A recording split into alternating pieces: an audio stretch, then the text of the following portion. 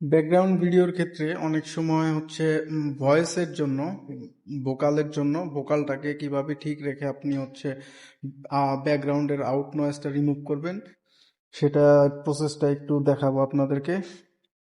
যেমন আমি একটা ভিডিও করেছি, এটাতে আউট নয়েজ প্রচুর ছিল, শুনবেন। যেমন এখন প্রচুর বাইরের সাউন্ড হচ্ছে, বাইরে অনেক আউট নয়েজ আছে।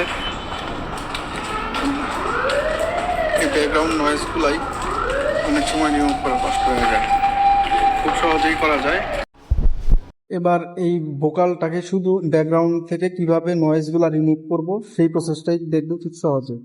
শুরুতে চলে যেতে হবে আমাদের ক্যাপকাট অ্যাপস, যেটা মোবাইলের প্লে স্টোরেই পাওয়া যাবে। নিউ প্রজেক্টে গিয়ে যেটার থেকে আপনি ব্যাকগ্রাউন্ডের আউট নয়েজটা রিমুভ করতে যাচ্ছেন সেটাতে ক্লিক করতে হবে। দেন অ্যাড অপশনে যেতে হবে।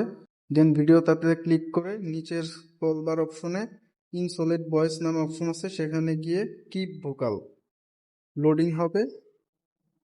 লোডিং কমপ্লিট হয়ে গেলে আপনারা এখানে টিক মার্কে ক্লিক করবেন। এখন শুনুন বাকি ভিডিওটি।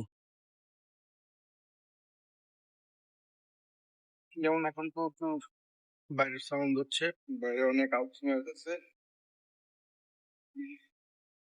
এই ব্যাকগ্রাউন্ড নয়েজ গুলাই অনেক সময় রিমুভ করা কষ্ট হয়ে যায়, খুব সহজেই করা যায়।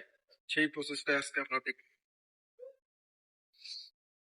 এভাবেই আপনি আপনার যে কোনো ভিডিওর ভয়েসটাকে ক্লিয়ার করে নিতে পারবেন। ধন্যবাদ।